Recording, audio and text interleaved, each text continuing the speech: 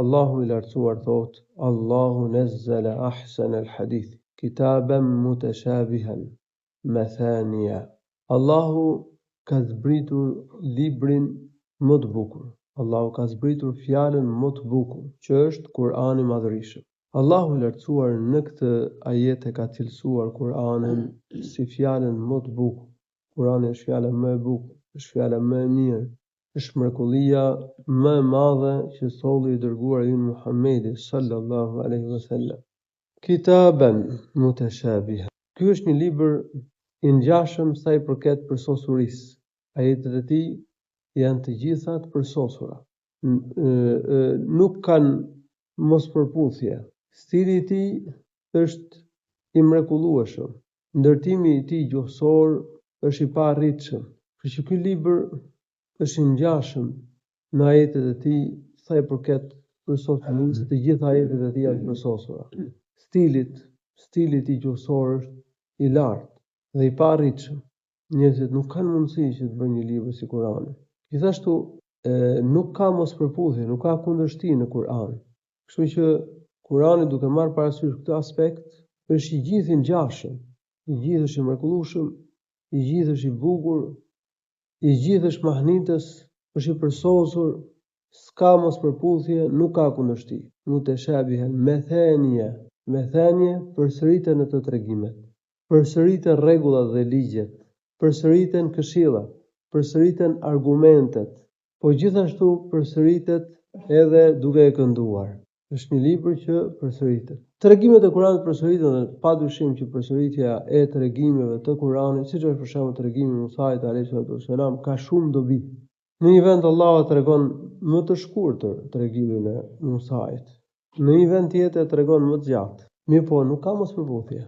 Në një vend mund përmendet diçka që s'përmendet në një vend tjetër. Në një vend përmendet një këshill, një argument, një dobi që s'përmendet në një vend tjetër. Por dhe tregimi i zbrisë të profetit sallallahu alaihi wasallam pjesë-pjesë, ose Kurani i zbrisë pjesë-pjesë, për ta forcuar profetin, për t'i arritur moralin, atij dhe shokëve të tij, për të dhënë qëndrueshmëri, për t'i bërë të durueshëm. Dhe po zbrisë gjithë Kurani një herësh, nuk do arrihej kjo dobi. Po tregoi gjithë tregimi i Musait alayhi salam një herësh, nuk do të bëhej mundur që muslimanët të përfitonin në praktikë ashtu siç kanë përfituar, duke zbritur Kurani pjesë-pjesë, ose duke zbritur tregimi i Musait alayhi salam në këtë mënyrë. Po ka edhe dobi të tjera në përsëritjen e tregimeve. Edhe ligjet, ka ligje që Allahu i përsërit për të theksuar, ka çështje që i përsërit sepse kanë rëndësi shumë të madhe. Në Kur'an përsëriten dhe argumentet, për shembull argumentet për tauhidin, argumentet për namazin, argumentet për respektimin e prindërve, çështje madhore. Durimi përmendet në kontekste të ndryshme në Kur'an, sepse lipset në shumë çështje, është boshti moralit bukur, ka rëndësi shumë të madhe. Thirrja në Islam, çështjet e familjes, është shumë e rëndësishme çështja e familjes. Pra është një libër, tregimet e të përsëriten, çështjet përsëriten, këshillat përsëriten, ligjet përsëriten, argumentet përsëriten, po edhe këndohet rregullisht. Përsëritet dhe duke kënduar. Sura Fatiha përsëritet çdo namaz, por sura kryesore e Kuranit është thelbi i mesazhit. Sura Fatiha i përmban, i përfshin gjitha mësimet e Kuranit. Po të mendosh thellë mbi ajetet e kësaj sure. E përsërisim çdo namaz. Po dhe pjesë që këndojmë të Kuranit namaz i përsërisim. E këndojmë Kur'an për ditë rregullisht. Pëlqejet me kënduar për ditë Kur'an. Dhe kjo është përsëritje e Kur'anit. Po duke kënduar njeriu Kur'anin me besim dhe duke u përpjekur që të kuptosh ajetet e Kur'anit, nuk mërzitesh duke kënduar Kur'anin.